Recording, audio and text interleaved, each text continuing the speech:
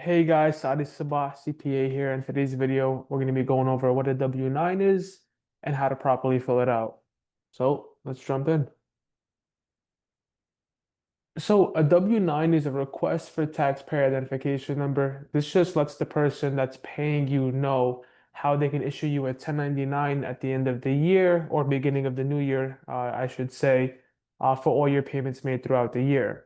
Now, this is mandated by the IRS. If someone pays you $600 or more in the year currently, they have to issue you a 1099. And there are different types of 1099s. If you're getting paid from a credit card processor, you'll receive a 1099K. If you're getting paid for credit card reward points or a bonus points, things of that nature, you may receive a 1099 miscellaneous.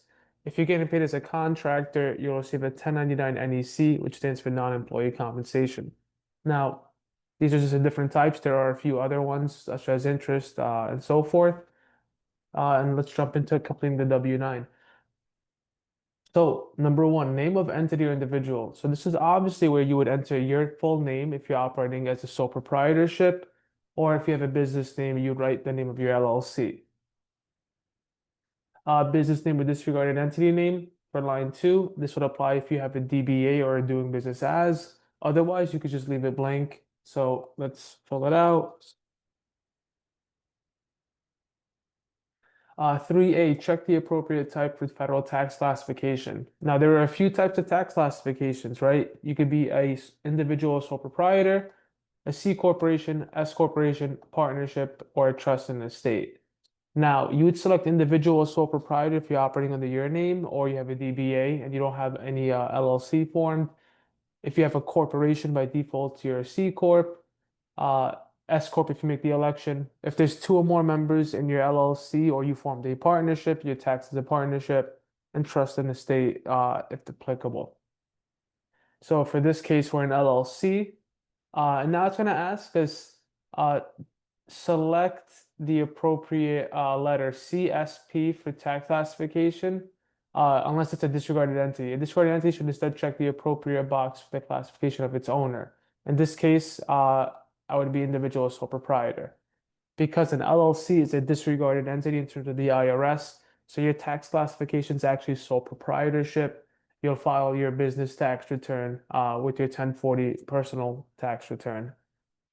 So that's why they still consider you an individual sole proprietor.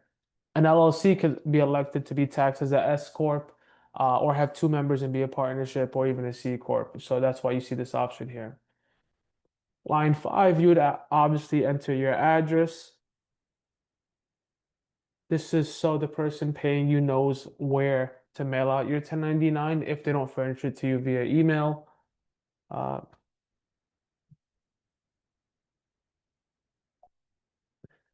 Account numbers, this doesn't have to apply if you want to be specific. Depending on the person paying you, they may have a unique designee ID number for you. You can fill that out here, but again, it is optional. Requester's name, this is also optional. If the person that's requesting it from you, you could list their name if needed, but it's not mandated. And then part one, taxpayer identification number. This is where you would either enter your social security number if you are a sole proprietor individual getting paid, or your EIN if you're getting paid through your entity. And then last, don't forget you have to sign it and date it.